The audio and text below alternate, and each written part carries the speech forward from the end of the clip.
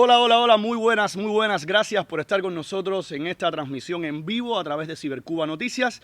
Yo soy Ernesto Morales y me complace enormemente estar entrevistando ahora mismo, comenzar a conversar con alguien. Le decía hace un momento cuando la conocí en persona que he escrito sobre ella, he escrito sobre su hermano, he escrito sobre lo que representan ellos dos. Y honestamente me siento honrado. Yo sé que esto puede sonar a lugar común, pero en esta ocasión es real. Te doy las gracias por estar con nosotros. Te agradezco, Omara Ruiz Urquiola, lo que representas, lo que representa tu hermano. Y a nombre de todas las personas que nos están viendo en Cibercuba, que son miles de personas que han estado al tanto del caso de ustedes, les doy las gracias por ser justos, por ser honestos y por no tener miedo a ser reales. Sí tenemos miedo. Sí tienen miedo. Hay que empezar por ahí. Sí. Las gracias a ustedes, en primer lugar, porque cuando la situación se puso tan tensa, yo sabía que uno de los medios que estaban cubriéndonos todo el tiempo, incluso estaban además replicando lo que otros medios, y eso fue fundamental. Todo el tiempo. Eso fue fundamental. Entonces, esas gracias, la oportunidad de dártelas personalmente, para mí es importante. Y tú me hablabas de que no teníamos miedo a ser nosotros, a tratar de ser justos. Te puedo decir, de mi parte, siempre ha habido miedo.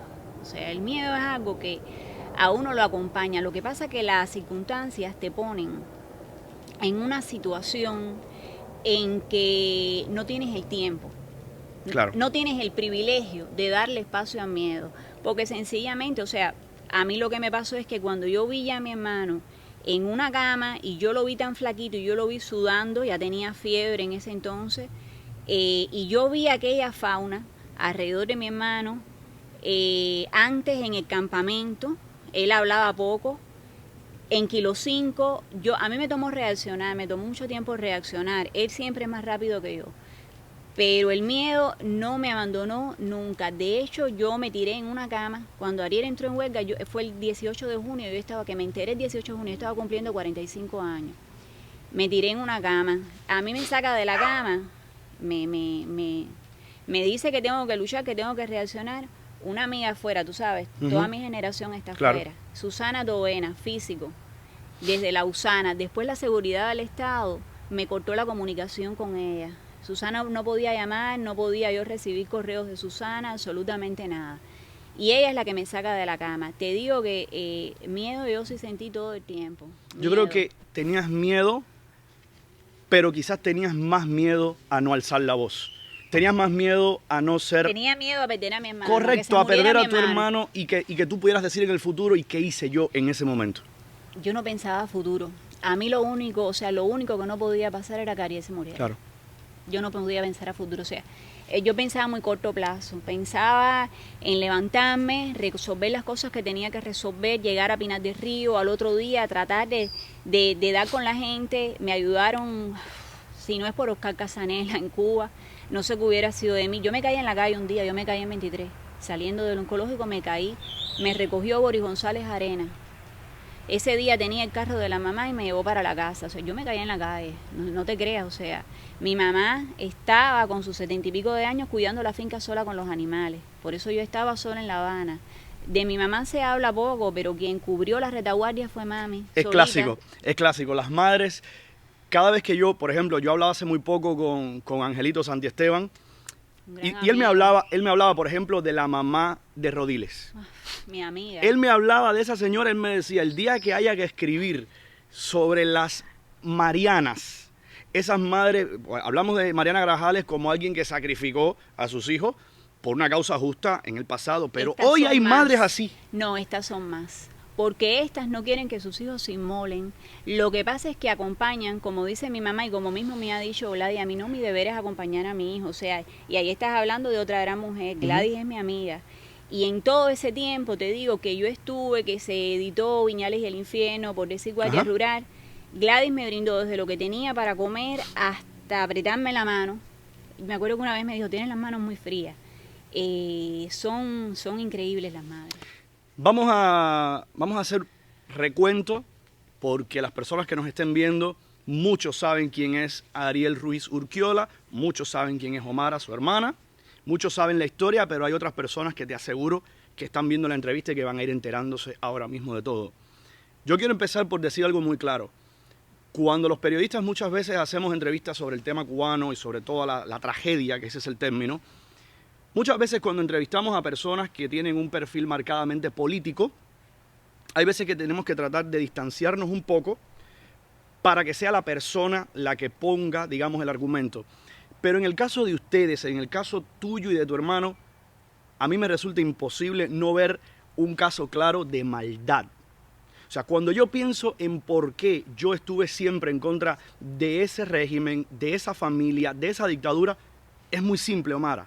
Porque yo soy una buena persona y a mí quien le haga daño a los demás, porque sí, no es mi amigo, no tiene mi simpatía. Yo quiero que las personas sepan algo. Esta dama y su hermano son personas ecologistas, naturalistas, defienden los animales, defienden la fauna, defienden la conservación. Tú dime brevemente lo que empezaron a hacer ustedes, Viñales, ¿correcto? Y lo que empezó a ocurrir cuando se empezaron a dar cuenta ustedes de que no solo ustedes no eran, digamos en ese momento, opositores declarados, sino eran personas que querían tener una postura cívica y que no se los permitieron. Esto es desde siempre, o sea, hay que yo creo que siempre ir más atrás. Mi padre era el jefe del departamento técnico de las Fuerzas Armadas primero, después del Ministerio del Interior. Va preso injustamente, una condena de 20 años, y desde ahí nos marcaron. Nosotros no hemos pertenecido nunca a ninguna organización política, ni de un bando ni del otro, como bien tú dices, pero siempre, o sea, por ejemplo, yo me acuerdo cuando las brigadas de respuesta rápida, fue en mi época y en la de mi hermano, y nosotros dijimos que no. En los 90, no había internet ni nada. Por ejemplo, de esa época, y tratando de mediar por una solución al caso de mi padre, yo iba mucho a casa de Gustavo Arco. Me quedó una tremenda amistad con Gustavo, que en paz descanse. De su viuda, aún soy amiga de Teresita.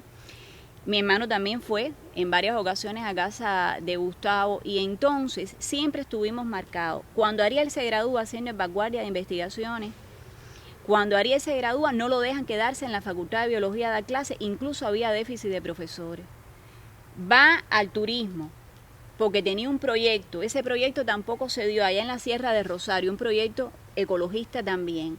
Centro de Investigaciones Marinas, él se gradúa, bueno, está investigando las tortugas marinas. Eso te iba a decir, el tema desastroso de cómo en Cuba maltratan espantosamente a las tortugas, que son protegidísimas en el mundo entero. Usted va aquí a Fort Lauderdale y usted ve los espacios para que la gente no camine por donde están los huevitos. Pero es terrible porque Ariel, hay veda en el mundo entero. ¿Correcto? Y Ariel hace una investigación y demuestra que genéticamente, que era el argumento de Cuba, o sea, ¿qué decía el gobierno cubano? Yo pesco oficialmente las tortugas, porque esas tortugas yo tengo el patrimonio porque genético. Nacieron supuestamente en Exacto. Cuba. Ellas, las abuelas, todas, y por lo tanto eso me corresponde. Cuando Ariel las investiga genéticamente, descubre que es un patrimonio genético compartido con México, con Costa Rica, pero con Isla Mona, y Puerto Rico es Estado asociado de la Unión. Por lo tanto, pone al gobierno en 3 y 2, a Ariel le prohíben defender la tesis doctoral, se llega a firmar la expulsión de Ariel de la Universidad de La Habana, pero en ese caso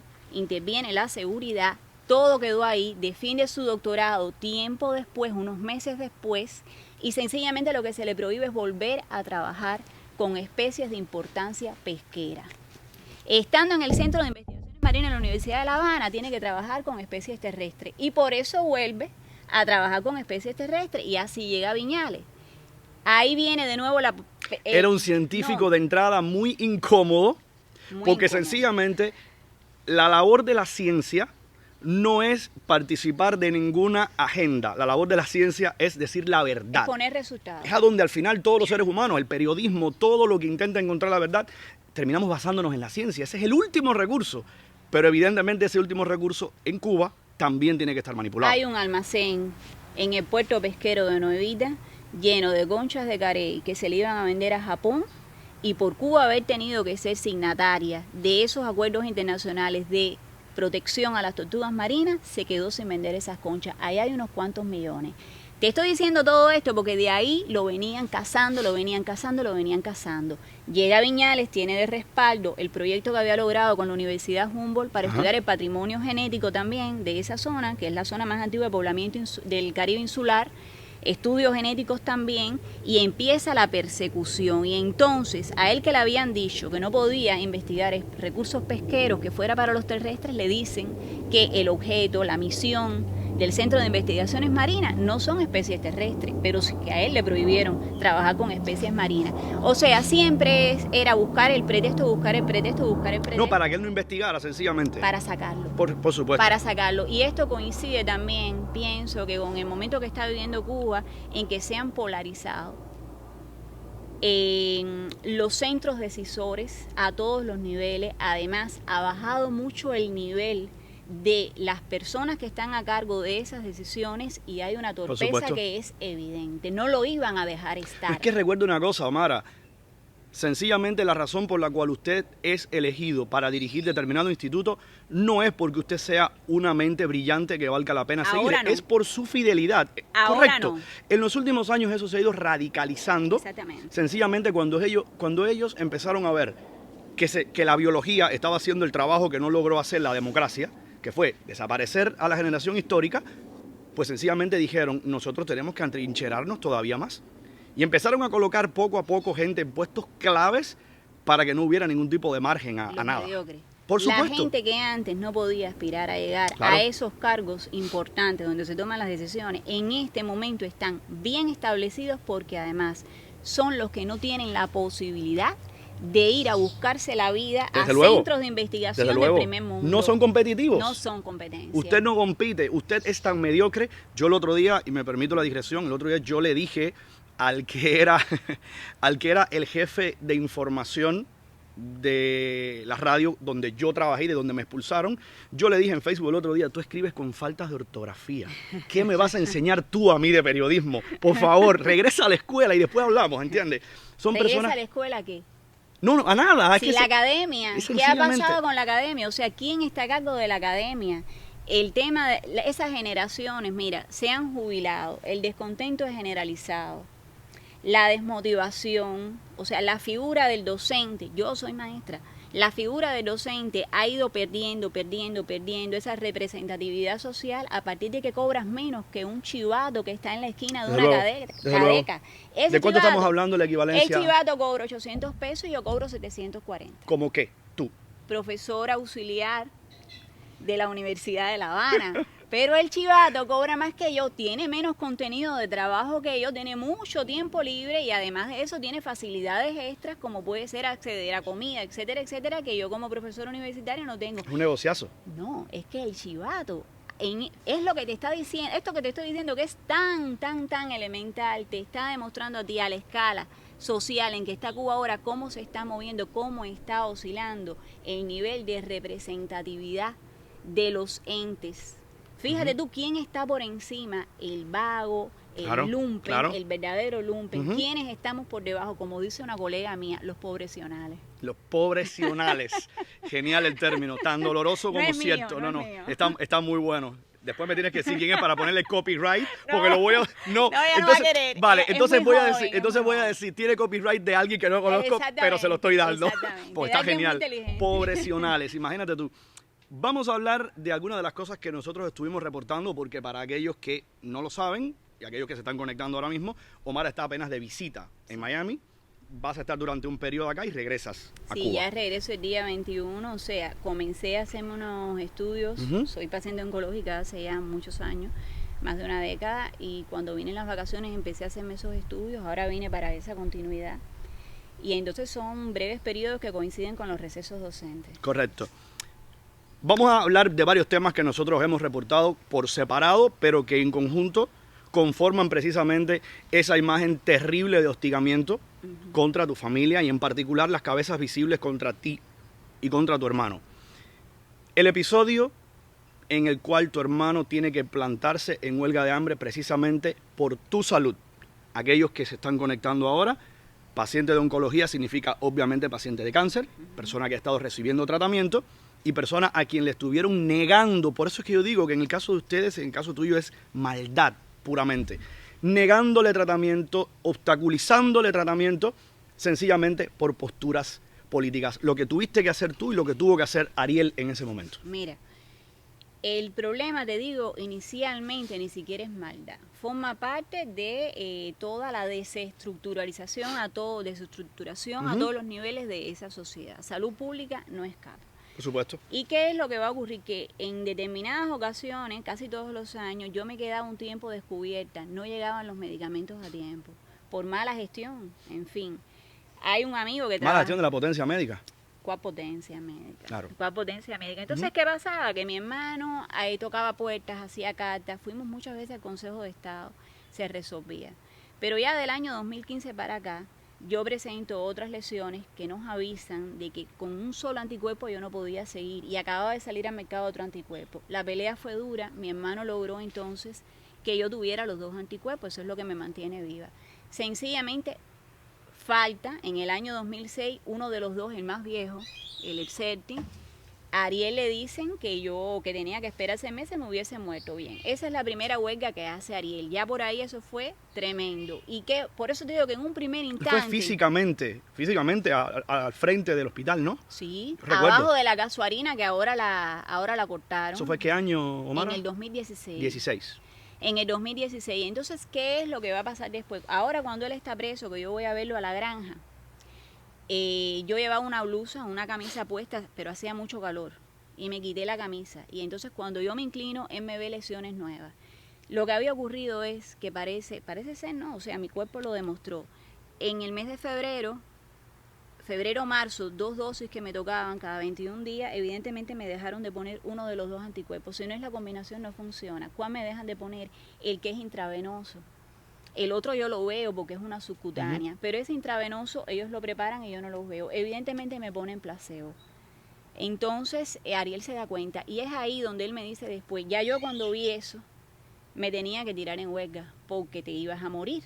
O sea, me muero yo, pero yo eso no lo iba a aguantar.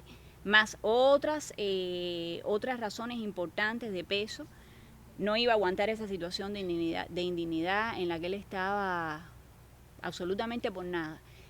¿Qué ocurre? Yo empecé a reclamar a raíz de eso, mi hermano sale de la huelga, en fin, va para la casa, y yo empecé a reclamar que me enseñen el bulbo, Ernesto. Yo lo único que estoy pidiendo, y ya he hecho 3 cartas, es ver el bulbo. La primera vez yo noté reticencia y me dejaron fotografiarlo. Lo que le estaban poniendo, sencillamente. Ese que yo no veo cómo se prepara. Claro. En cualquier lugar del mundo, tú te vas a tomar una aspirina que te va a dar un médico y tú tienes el derecho de verlo. Por supuesto. En cualquier lugar. Eso es así, eso es elemental. Tácito, eso es tácito. Y entonces yo estoy pidiendo que me dejen ver el bulbo, porque ya, o sea, nos dimos cuenta de que me habían dejado de poner 2 dosis de ese que yo no veo cómo se prepara. Lo único que estoy pidiendo, déjame ver lo que va a ingresar a mi cuerpo, déjame ver cómo se prepara. Decirte quiero que coincidentemente con esa época pide la baja la que era jefa de la cámara de flujo laminar donde se preparan los medicamentos y una segunda asistente de la farmacia, del almacén donde se guardan esos medicamentos. Las 2 en el mismo momento piden la baja y se retiren. Piden la baja cuando a mí me dejan de poner esos medicamentos y después vienen las cartas que yo hago y ni me contestan, a mí no me dicen ni que no. A mí nadie me ha dado una respuesta. Ignoran sencillamente. Me ignoran sencillamente y me están faltando a mi elemental derecho a ver lo que ingresa a mi cuerpo y no me dejan verlo. ¿Por qué no me dejan verlo? Porque yo tendría la constatación de que lo que me están poniendo no es placebo. Espantoso.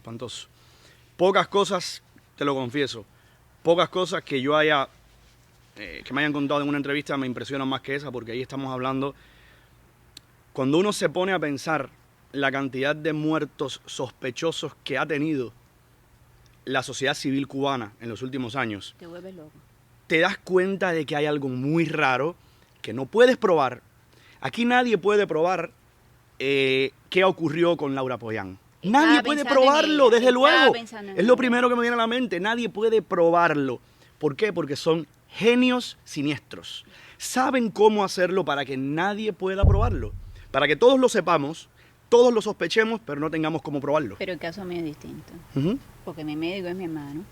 Y nosotros sí llevamos el récord fotográfico de la evolución en mi piel, que actúa como órgano centinela, enseguida marca cuando algo está fallando. Claro. Y en ese momento hay un acelerón de las lesiones tremenda. Y cuando A la tercera ocasión, ya evidentemente me ponen el medicamento, empiezan a retroceder las lesiones como por arte de magia. Milagrosamente. Cuando llego aquí en las vacaciones, me baño en la piscina de casa de un amigo y las lesiones quedan ahí. O sea, increíble. Es increíble porque ya me estaban poniendo el medicamento. Era evidente la diferencia entre lo que necesitaba tu organismo y lo que no. Vamos a hablar ahora del momento en el que Ariel comienza a enfrentarse a toda esta maquinaria invisible, sencillamente por querer conservar, por querer preservar todas las especies, todo el medio ambiente que él comenzó además a denunciar que en Viñales no estaba siendo conservado, que dicho sea de paso, es una de las grandes mentiras. Si usted entra, en el mundo entero hay una admiración fantástica por la conservación y la preservación de Viñales, y todos aquellos que no conocemos de la materia, al final tenemos que sospechar de todo, pero ustedes saben perfectamente que no es así. En el momento en el que se empieza a dar cuenta de que hasta por los palos de una cerca lo iban a meter preso sencillamente como un pretexto. A ver, Ariel sabía ya desde que era estudiante, como saben todos los biólogos en Cuba, todos los geógrafos también, del desastre que hay en el Parque Nacional Viñales. Eso lo saben todos. De hecho, fíjate que a Viñales no se le ha otorgado la categoría de reserva de la biosfera. Viñales es un desastre. El área núcleo de Viñales está absolutamente antropizada, devastada. En el límite con esa área núcleo es donde está la finca nuestra. Ok. Entonces, cuando nosotros vamos, al principio todo estuvo bastante bien. Bueno, las mismas autoridades de la empresa forestal, allá arriba eso era tierra de nadie, nos dicen que pidamos el usufructo, que empecemos a desarrollar ese proyecto. ¿Qué año empezaron? En el año 2015. Okay. En el año 2015 el usufructo llegó un año después. Los papeles ya se demoraron cuando vieron la actitud crítica de Ariel. Y ya una vez que estábamos allí, entonces fue peor. Porque antes en las fincas colindantes, que están todas abandonadas, casi todas abandonadas, estaba esa cría expansiva de puercos. Mira, ¿por qué la obsesión por los puercos? No es una obsesión. El problema es que los guajiros lo saben. O sea, tú sueltas puercos a criar. Y si tú a ellos no les haces un perímetro, no los limitas, el puerco acaba con todo, no te deja ni la hierba. Imagínate eso en la falda de un mogote.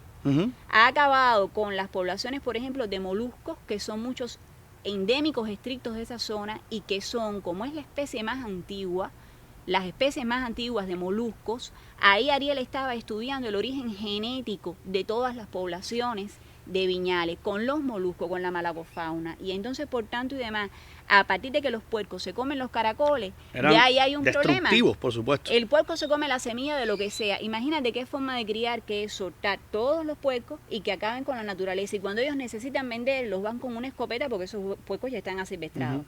Van con una escopeta, los cazan a tiro cuando no los pueden coger con los perros y los bajan entonces para venderlos. Para poner en contexto, ella dice lo de la obsesión, porque no es sencillamente una obsesión, es que sencillamente nosotros hemos reportado y varios medios han reportado que ahora mismo, en este momento, Ariel está en una especie de cruzada contra esos puercos de los que está hablando ahora mismo Omara. Contra los dueños de los puercos, por supuesto. Ustedes aman también a todos los animales. Sencillamente no. Ahora mismo algo tan sencillo como eso está causándole un problema, porque él sabe, además, que lo hacen para molestar, que lo hacen sencillamente para sacarte de paso y para estarte bombardeando todo el tiempo con elementos que te tengan ocupada la mente. Imagínate tú que cuando la última estancia de Ariel en Alemania, que nos quedamos mami y yo 4 meses allá arriba, estos tipos se me enfrentaron, se metieron en el patio de la casa. ¿Quiénes, Omar? Ellos son de una familia que dicen la gente de ahí de Viñales que tienen vínculos con la seguridad desde la década de los 70. Es muy raro porque ellos han estado siempre... Tienen pedigrí. La gente les teme. Ellos son como una especie de caciques. Ya. Yo me di cuenta además, incluso lo dije en la policía, y es que cuando llega la policía no me quieren aceptar la denuncia. Y entonces incluso ellos me dicen, se burlan, los logré llevar a juicio. Los logré llevar a juicio porque contraté un abogado, un bufete colectivo, y entonces le hizo una queja ciudadana al ministro del Interior, y el ministro del Interior dijo que sí, que fueran, oye, tú cómo son las cosas, que ellos fueran a juicio. Lo de juicio fue un espectáculo. O sea, hay una entrevista que nosotros dimos a Viñales y el Infierno después de eso. Fue un espectáculo, ellos salieron completamente al suelto. Los dos tienen antecedentes penales. Pero son patriarcas allí, o sea, tienen carros que alquilan, han vendido casas en más de 20,000 pesos. O sea, estamos hablando de gente con unas posibilidades económicas insólitas para la media de Cuba. ellos en ese lugar son caudillos, ellos mandan y entonces ellos pueden entrar al patio de la casa, ellos siguen teniendo su crianza de puerco, o sea, se las habían mandado a retirar. A mí a veces me da hasta pena con los funcionarios públicos, porque la seguridad está pasando muchas veces por encima de los funcionarios No, públicos. pero por supuesto. O sea, que quieren a veces hacer bien las cosas. no, es que hay gente honesta en todo y hay gente que quiere, digamos, seguir las normas cívicas, pero se da cuenta de que hay un poder superior que está evidentemente por encima de ellos. A mí me da la sensación con ustedes, cuando yo te oigo decir que has llevado a juicio a esas personas, tú sabiendo de antemano que la probabilidad de que tuvieras éxito era mínima, pero a mí me viene a la mente, si mal no recuerdo, si la memoria no me falla, una novela de Ronaldo Menéndez que se llama El derecho al pataleo de los ahorcados. Y yo creo que lo que ustedes hacen es sencillamente el derecho al pataleo de los ahorcados. Tú me vas a ahorcar, pero voy a patalear. Yo dada no me iba a quedar. Exacto. Y a mí no te va a ser hombre fácil. con la mano al cinto me va a intimidar. Yo soy hija de un militar. En mi casa siempre hubo pistola y cuando lo metieron preso yo discutí en la sede del Ejército Occidental por la libertad de mi padre. A mí, ningún machango me va a venir a decir cómo son las cosas, mucho menos en mi casa y en la tierra que por derecho moral me he ganado. Estoy cubierto ahora mismo, pero estoy erizado, de verdad, de oír hablar a una mujer así. Cuando yo oigo cosas como esas es porque yo no entiendo que muchas personas digan, no, pero es que yo no podía decir, no es que yo no podía alzar la voz. No, sí se puede. Sí se puede. Sin alzar la voz a veces. A veces se trata, tú sabes de qué, de ser uno mismo. No hay ni que alzar la voz. No. Además, para gritar y para alzar la voz, vamos a dejar a los diplomáticos cubanos, que son estrellas en eso. No vamos nosotros. En manotear en las mesas, correcto. correcto. A esos niveles no podemos llegar. Vamos a mantenernos en esto que tiene que ver con ser uno mismo, lo que tú decías al principio. Es que llega un punto, fíjate que hay gente que, yo tengo un amigo que me dijo, ay, como tú te has radicalizado, te llevan ahí. Claro. Te llevan ahí. Por supuesto. Es Hablábamos, tanto el abuso. hay que decirlo, cuando hablamos por teléfono para concertar esta entrevista que terminamos conversando, ambos estuvimos de acuerdo en que tanto a ti como a tu hermano, a ustedes los convirtieron en opositores. Ustedes originalmente no habrían sido en ningún país del mundo personas con una inclinación puramente política. Ustedes habrían sido ciudadanos es que, chico, con visiones políticas, te digo ahora pero son mismo, fabricantes de disidentes. Una máquina de generar disidentes. Te digo ahora mismo, incluso, de todos los que conozco, de todos los opositores políticos que conozco, que tienen programas políticos o que tienen verdaderamente instrumentados caminos para que haya una reversión de la situación desastrosa a todos los niveles que tiene Cuba. Yo simpatizo con todos. El que llegue a poder para mí tendrá mi apoyo porque realmente nosotros no somos personas políticas, ¿entiendes? Pero ya llegó un punto en que la apoliticidad es como no puedes porque dejas de respirar. Te llevan unos extremos. Yo me acuerdo cómo se burlaban los oficiales de la seguridad cuando yo iba a verlos para que me dejaran ver a mi hermano que ya estaba en huelga. Me acuerdo de uno que sintió tanta rabia, yo creo que ellos se sentían perdidos, se habían perdido en ese momento. Y él me hizo esperar, yo fui a recoger las pertenencias de Ariel. Después me invitó a almorzar, pero antes él me llevó a un lugar y me hizo esperar ahí por gusto. Y después vino un oficial, yo estaba en una oscuridad tremenda y había tremenda mosquitera también. Y entonces viene una oficial de la seguridad, me dio tiempo ella, una mujer correctamente vestida, y me dijo, me dio las buenas horas y además de eso encendió una luz. A ella le dio pena verme en la oscuridad por gusto. Fíjate tú, a qué nivel de carencia de valores humanos, de depravación, claro. Están deshumanizados, qué nivel de impiedad llegan esa gente que me ven ahí. Mira, aunque les hayamos ganado la batalla ya, aunque lo que sea, ¿qué tú ganas con tenerme en la oscuridad? O sea, esas mentes están enfermas. Claro. Esas mentes, ¿qué iba a ganar ese oficial? Mara, es lo que decía, allí? Yo lo cito mucho, lo cito muy frecuentemente, es lo que hablaba Juan Pablo II en el célebre discurso aquel, si mal no recuerdo, fue en Polonia, en su natal Polonia, cuando decía del daño antropológico que ocasionan los totalitarismos.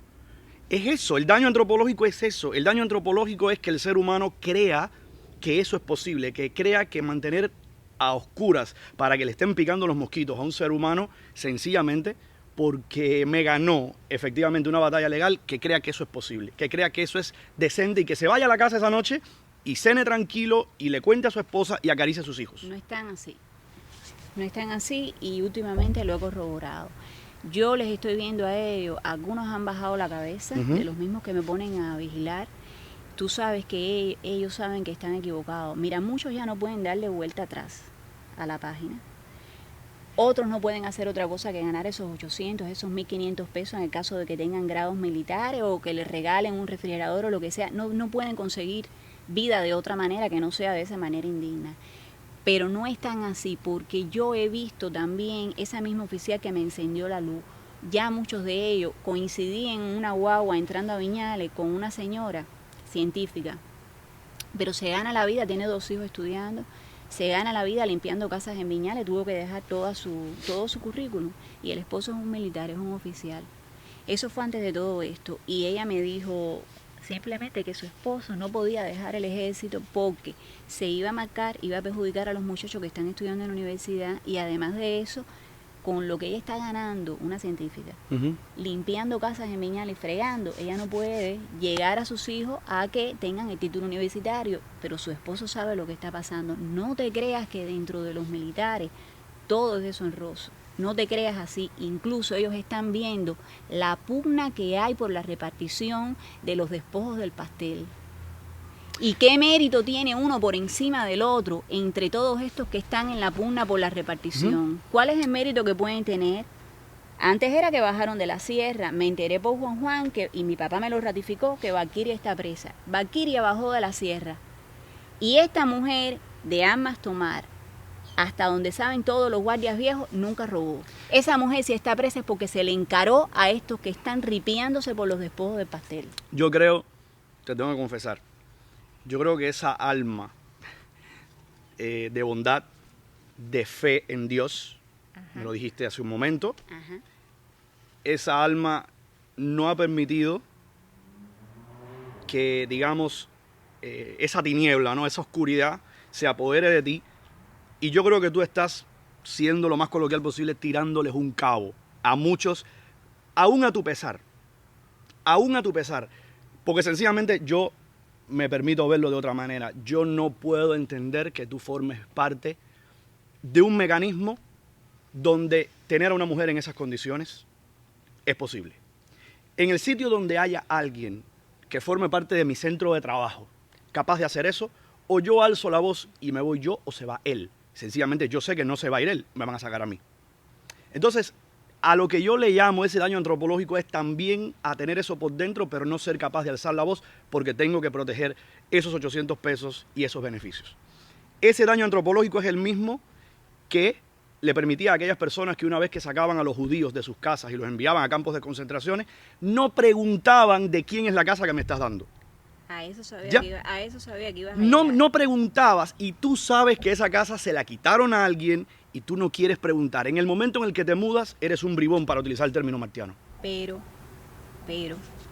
si después de 60 años, de tantas cosas quitadas, repartidas, vueltas a quitar, vueltas a repartir, es mi humilde razonamiento, si después de 60 años nos vamos a poner a sacar esas cuentas tan prístinas como de lo que tú me estás hablando, que sea tan ortodoxo, que sea tan a pie de la letra, no vamos a acabar nunca de sacar esas cuentas. Y tú quieres más bondad adentro, mucha más bondad. Es que a Cuba le hace falta sanar. Somos una nación en construcción, pero nunca llegamos a Estado. El Estado fue lo que preconizó Martí y falló, no lo logró, no pudo lograrlo. ¿Sabes qué no se lo permitió? Esa mala hazaña. Incluso dentro de las tropas independentistas, dentro de la gente que estaba a su lado. Después viene la República, cuántas veces frustrado el proyecto del Estado y para colmo, además siempre frustrados por el totalitarismo. Totalmente. Recuerda por la intolerancia. Recuerda la histórica confrontación entre Agramontes y Céspedes. Eso es célebre. Dos visiones de conformar un país. Los Maceos y Martí, que es lo más triste.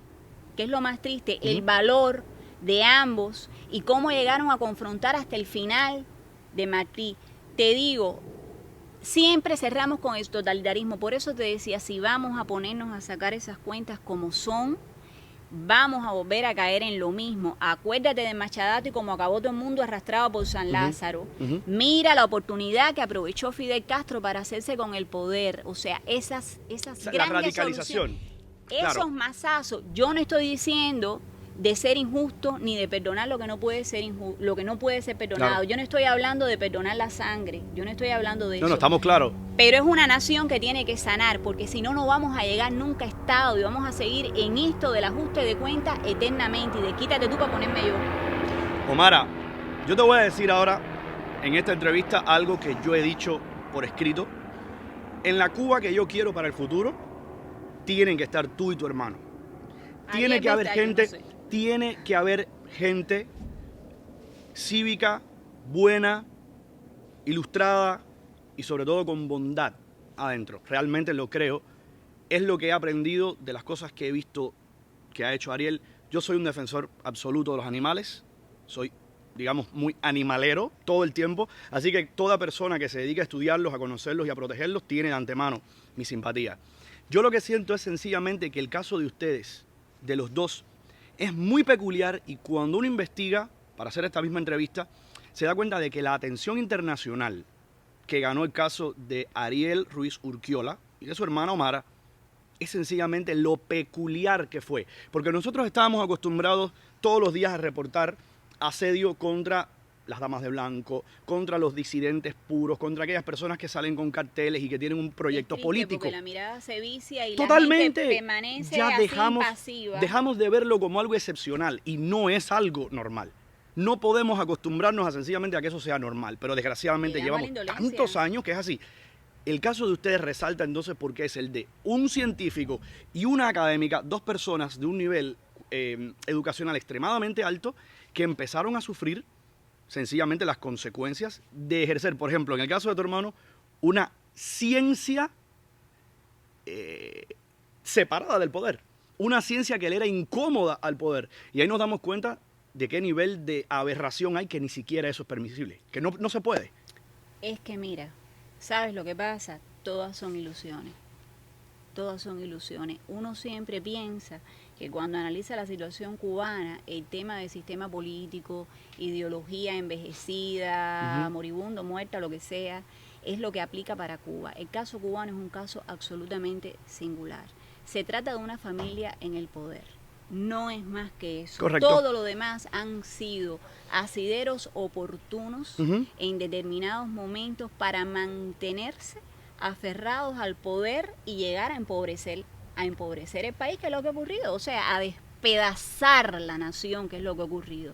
Tú me hablabas de ciencia paralela a la ciencia oficial, como la cultura paralela a la cultura oficialista, el deporte, todas las esferas. Yo te digo honestamente que después de lo vivido, ahora te puedo decir con total conocimiento de causa de que es absolutamente ilusorio. En una sociedad toda penetrada por el totalitarismo, por la falta de transparencia, por la no presencia de instancias, no la permisibilidad de instancias de fiscalización, eso estamos hablando sencillamente, es tan... A mí me da hasta pena decirlo, pero a estas alturas del siglo XXI es un feudo, es una familia que está en el poder. Todo lo demás son ilusiones para presentarle al mundo la falsa imagen de un Estado. Ni es socialista, ni es capitalista, no se sabe ni lo que es. Son ellos tratando, yo te digo, de que cada vez que hay una coyuntura frontal del exterior, buscar una respuesta, con el único objetivo de seguir en el poder. Claro. Porque cuando tú ves la historia, tu generación, la mía, cuando tú ves en cada momento, lo único que ha ocurrido cada vez que pasa una de estas 6 décadas es que el resultado es cada vez más atroz y llega al empobrecimiento, a la situación pedestre en la que nos encontramos a todos los niveles. Fue falso lo del boom del deporte cubano. Era alimentado por el desarrollo económico allende los mares. Nosotros no teníamos sustrato para eso. Como fue falso el desarrollo académico, todas las universidades regadas por toda Cuba, todas las escuelas de ciencias médicas y al final una masa profesional que tiene unos niveles cualitativos que cada vez van en detrimento. ¿Por qué? Cuando tú no estás en el mundo real y no tienes esas relaciones, ese fluir de las relaciones con el resto del mundo, todo eso no se puede sostener. Estás atrás todo el tiempo. Cuando tú sales al mundo te das cuenta. Entonces yo te estoy diciendo que todo es una ilusión de Estado, una ilusión de sociedad, Lo que ha pasado con nosotros es que venimos también de una generación que en algún momento vivió la ilusión y aún en la decepción eran tantas las carencias que nos complementamos mucho y por eso funcionó el nivel de respuesta que no pasa lamentablemente con los opositores políticos de verdad recio, no pasa. ¿Por qué? Porque también la gente, ¿sabe? Crecimos oyendo muchas consignas, crecimos sabiendo de la sangre derramada. ¿Para qué? Y mucha gente que se incorporó a defender el caso de mi hermano, se incorporó porque decían, no, pero es que lo que tú dices, es que esto no es político, caballero, vamos a dejar de bobería, aquí todo es político. Todo lo es, por supuesto que todo lo es. Aquí todo es político. Ariel fue allí para decirle al resto de la sociedad civil, cuidadito con atreverse a buscar la prensa independiente para demostrar las atrocidades que estamos cometiendo. Finalmente e inicialmente es un caso político. Todo pasa por la política en el momento en que Cuba está viviendo ahora, donde además no hay respeto a las leyes, porque no es que las leyes estén torcidas solamente, no se trata de eso, las propias leyes torcidas no son respetadas. Llega alguien, cualquiera, de la seguridad del Estado y sencillamente deciden matarme, no ponerme un medicamento y pasan por encima hasta de un médico que pueda tener buena voluntad. Por supuesto. Solamente con sacar el carnet del bolsillo ya todo está resuelto para ellos. Que sacar el carnet. Ya no hace falta, ya tú sabes quién yo soy. No tienen que eso es increíble. Ellos llegan y te dicen, como me dijo cuando en 2016 que a Ariel se lo llevaron para ir para la estación de policía de Zapata, y me dice un muchacho, 30 y pico de años, no, yo soy el agente Raúl, y me enseña el carnet y yo miro el carnet y se pone a hablar conmigo. Y yo le dije, mira, yo no tengo nada que hablar con usted. O sea, ustedes saben por lo que mi hermano está, lo único que tienen que hacer es resolver esta situación.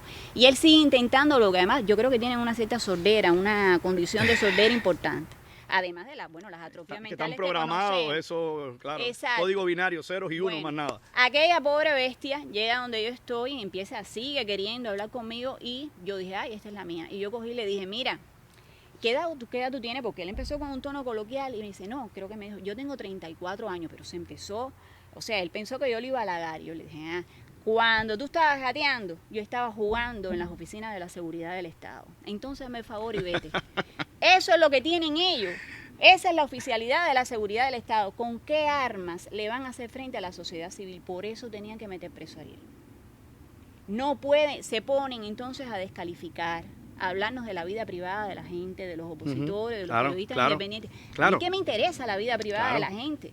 Entonces, como están operando, yo me quedo fría, porque además ahora veo en internet cómo ellos tratan de desprestigiar a las personas que están en la oposición. Y me llama tanto la atención porque es prensa amarillista. Y eso es tan triste, porque lo criticaron tanto. Qué bajo caen. Claro. Qué bajo caen, ¿cómo se permiten eso? Omara, en la guerra sucia todo vale.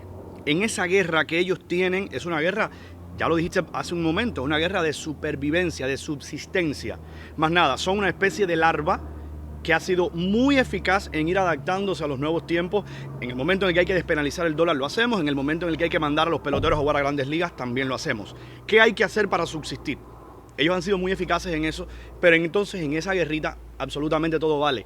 Tengo que ir cerrando la entrevista, déjame hacerte 2 preguntas más. Número 1, en la ocasión anterior que estuviste en Miami, te trajo consecuencias bien duras para tu salud haber dado declaraciones una vez que regresaste, una vez que fuiste a ver a tu médico, una vez que regresaste a que te pusieron tu tratamiento. Cuenta lo que pasó y la pregunta es si no temes que te ocurra lo mismo ahora cuando regreses. Siempre temo. Lo que pasa es que tengo que hacerlo, o sea, también por mi salud, por mi vida. Cuando regresé, voy el miércoles que me tocaba, yo creo que yo viré un sábado o un domingo, voy el miércoles al hospital, el médico me trata de una manera como es él, todo prepotente, un muchacho que hizo su especialidad en quimioterapia. ¿Y sabes quién fue el asesor de su tesis de especialidad? Mi hermano. Supo lo que era un anticuerpo monoclonal porque mi hermano se lo explicó. Y ese muchacho me dice a través del cristal en turismo de salud del oncológico, me hace así. Me trata como si yo fuera... es que yo quiero a los perros, no te puedo decir como una perra. O sea, algo que no te puedo describir cómo él me trata, y yo espero a que él salga con esa prepotencia que lo distingue y que distingue a los médicos cubanos. Hay honrosas excepciones, pero los distingue ese falso sentido de la superioridad que los pone por encima de los otros profesionales y están más que equivocados. porque por Desde encima de luego. yo todavía no he Desde conocido luego. al primero y mucho menos por encima de mi hermano. Y él sale y me dice que no, que yo no tenía tratamiento, así con toda esta autoridad, que yo no tenía tratamiento ese día, que mi tratamiento pasaba para el viernes. Yo le digo, pero me voy a quedar desprotegida más de 48 horas. ¿Y esto a consecuencia de qué es? Y me dice, bueno, tú sabrás. Y yo le digo, esto tiene que ver con las declaraciones que yo hice en Miami. Y me dijo, sí, con las que obviamente yo no estoy de acuerdo. En primer lugar, él no tiene por qué decirme si está o no está de acuerdo. Él es mi médico. Él es mi médico. Él solamente tenía que ser mi médico. Más nada. Yo no te pido que tú compartas o disientas nada. No, Yo te pido sencillamente que tú hagas para lo que estudiaste. Yo no lo puedo para lo que respetar a hiciste él. un juramento Exacto. hipocrático, supuestamente. Yo no lo puedo a él poner en una posición de que él tenga que decidir simpatía o no con lo que yo piense. Eso no, yo soy incapaz porque me hace una falta de respeto. Eso yo no lo haría. Simplemente que haga su función, que cumpla con su rol profesional. Él me dice lo que te estoy diciendo y yo me voy. Desafortunadamente fui sola porque yo normalmente iba sola al hospital, ya no lo hago más. Yo, déjame decirte, eso yo no se lo he dicho a nadie. Cuando iba saliendo por 23, me encontré incluso a la esposa de Boris González Arena, mi amigo. Hablé con ella un ratico y yo estaba tan turbada que por poco me arrolló un carro. Me sentí muy mal. Fui para la casa y bueno, di cuenta de eso a los medios y tal. Y el viernes sí. Me sentí mal y además, mira, lo que hicieron conmigo de dejarme poner los 2 ciclos, eso que me dejaron de poner, se me quitaron la mayoría de las lesiones, pero hay lesiones que prevalecen, ¿entiendes? ¿Te das cuenta, Omara? Yo me alegro que tú perdones, yo me alegro genuinamente de que tu bondad alcance, pero la mía no me alcanza. Yo escucho esas cosas y yo no tengo manera de no indignarme y no tengo manera de no pensar que cualquiera que forme parte de un mecanismo como ese, yo no quiero tenerlo cerca nunca, no quiero. A lo mejor es que también, o sea, yo soy parte de ese daño antropológico y a lo mejor también en ese sentido tengo una posición no todo el tiempo pasiva, pero en algún % sí, es una posición pasiva porque te lo estoy demostrando. Nada, me pasó eso cuando llegué en el trabajo, sé que de arriba han venido a reprimir, pero mis compañeros no lo han permitido y déjame decirte que mayoritariamente yo he recibido la solidaridad de mis compañeros y de mis estudiantes, incluso de los egresados. O sea, yo lo que he recibido Qué hermoso. Es solidaridad. O sea, te digo que afortunadamente ellos pueden hacer lo que quieran porque ya te digo, tienen el poder, ahí no hay leyes, no hay nada. Ellos pueden votarme ahora cuando yo regrese de nuevo, pero pueden hacer conmigo lo que quieran. Lo que sí sabe, la gente ya está al tanto de la injusticia que van a cometer. Y además, yo no he faltado a ninguna ley, que hagan lo que ellos estimen pertinente, peor para ellos. Callada no me voy a quedar. Mi última pregunta, ¿vas a votar que no o no vas a ir a votar? No tengo que preguntarte si vas a votar que sí por este adefesio constitucional, te estaría faltando el respeto. Por la inconstitución. Correcto, yo sé de antemano tu postura. La postura de Omara, y si nos puedes decir además la postura de Ariel con respecto a si la posición correcta, porque sabes que es el gran debate ahora mismo, es ir a votar y poner que no o sencillamente no acudir. Sin ponernos de acuerdo, fíjate tú, porque no tuvimos tiempo de hablar de nada de eso, la postura de los dos es no ir. Yo no voy a ir. Mi madre ha trabajado en los colegios electorales, yo sé lo que se hace, o sea, cuando salen para el municipio, no me hablen de que van a contabilizar, perfecto, hay que ir a contabilizar, muy bien, me parece bien, óyeme, en el último pueblo de Pinar del Río, a la gente la van a sacar de la casa, Claro. Mi vecino en Playa, en La Habana, no tiene teléfono fijo, tiene que ir a hablar del teléfono, sino un país que no tiene ni telefonía pública garantizada. Cuéntame bien, Bayamo, en Guisa me decías que estuviste. Yo estuve en Guisa, sabes lo que fui a ver son el los edificio pueblos, La FAO. tú sabes lo que son los pueblos del interior de Cuba donde no se sabe nada que Un pasa. celular, yo no puedo preguntarle a la gente por celular si la gente no tiene ni teléfono. Ujú. ¿Tú crees que alguien de esas personas va a tener el valor de decir, No. quiero revisar? No. La Habana no es Cuba, ok, como ejercicio puntual, como medidor, me parece que Como es una termómetro, estrategia. vale. Sí, vale, en ese sentido vale. Ahora, la realidad, y te digo, fíjate, llamar a una huelga general es algo a lo que no creo que Cuba esté... No está Cuba preparada, pero déjame decirte que lo que pasó el viernes con los boteros fue huelga y ya en el referente colectivo está incorporada la palabra huelga. La gente se decían unos a los otros, oye, coge ese carro aunque esté carísimo, que estamos en huelga. Estamos en huelga. Todos estábamos en huelga contra. Y si no fuéramos a votar todos, ¿cómo se llama eso si nos quedamos Claro, en la casa claro. y no vamos a una convocatoria que es una convocatoria espuria, que es una convocatoria ofensiva? Porque es ofensiva la Constitución del 76 y vas y pones no, y ¿qué estás diciendo? Ay, me quedo con la Constitución del año 76. Señor mío, la Constitución del año 76 es violatoria de los derechos Desde humanos luego, de los cubanos. desde luego. Yo me opongo totalmente a esa visión de adelanto, a esa visión de progreso. No, sencillamente no. Yo hablo de la del 40 y yo hablo de otras cosas que no tenían nada que ver con ellos. Esa Constitución no me representa a mí en lo absoluto. Tú sabes, Martí decía que él sentía que le mataba a un hijo cada vez que se apresaba a un hombre por lo que pensaba. Claro. Fíjate tú, cuántos hijos ha perdido en todos estos 60 años, cuántos supuestos hijos de Martí se han perdido, cuántos hijos tú ha tenido que perder Martí porque ha sido gente que ha pensado. Entonces, si nosotros vamos a estar regalando la vida, porque regalar lo que uno piensa, regalar la integridad de uno, es regalarle la vida, la esencia de Por uno, supuesto. regalársela a este régimen espurio, a este régimen maldito, que ha acabado, que ha empobrecido a la nación, que nos ha desgarrado como familia, como entramado social. Mis amigos están en Miami. Tú sabes que aquí yo puedo levantar el teléfono más que en Cuba, porque Claro. ya en Cuba no tengo interlocutor muchas veces para Claro. levantar el teléfono. Yo sí tengo teléfono fijo, por Ajá. suerte. Entonces, ¿de qué estamos hablando? Ir a un consultorio médico donde hay 2 niños con una pañoleta. ¿Qué hacen los niños en ese lugar? Ya por ahí está mal. Claro. Ya por ahí está mal. Omara, en cualquier parte del mundo, un referendo mantiene al gobierno alejado. Porque el gobierno respeta que una constitución está muy por encima de un partido, muy por encima de ellos, y el gobierno dice, yo no tengo que hacer campaña. El pueblo debe decidir si quiere votar sí, si quiere votar no, Pero porque están además las haciendo- dos opciones son legales. Están haciendo campaña. Lo sabemos, por eso te lo digo. Vemos que hasta en las transmisiones de pelota están poniendo yo voto sí, es una cosa increíble. ¿Cómo le voy a seguir el juego a esa falta Claro, de respeto? Claro. ¿Cómo yo voy a seguirle el juego a esa falta de respeto y cómo yo me voy a presentar en un local donde sencillamente ya todo está precondicionado Diseñado. a lo que ellos quieran? Que te digo, sí y no, juega a favor de ellos. Les funciona. Y siempre van a salir ganando, pero qué distinto es. Miren miedo que le han cogido a los transportistas. Qué distinto sería si ellos supieran que la mayoría se quedó Que en la las casa. urnas se quedan vacías. Ese sería un mensaje muy poderoso. Clarísimo. Ese sería un mensaje contundente. Voy a cerrar diciéndote, me venía ahora a la mente, y confieso que no lo había preparado, me viene la frase a la mente. Hay una serie, no sé si la conoces, que se llama True Detective. En True Detective, el personaje que hace el actor Matthew McConaughey, al final, con lo que cierra la serie, Creo que sé cuál es, pero no estoy segura. está mirando al cielo, es de noche, están destruidos, acaban de pasar por algo muy feo ambos, y él le dice, mira, en un principio todo eso fue oscuridad. En el inicio todo era oscuridad. Cuando yo miro ahora mismo y veo estrellas, yo tengo derecho a pensar que la luz va ganando.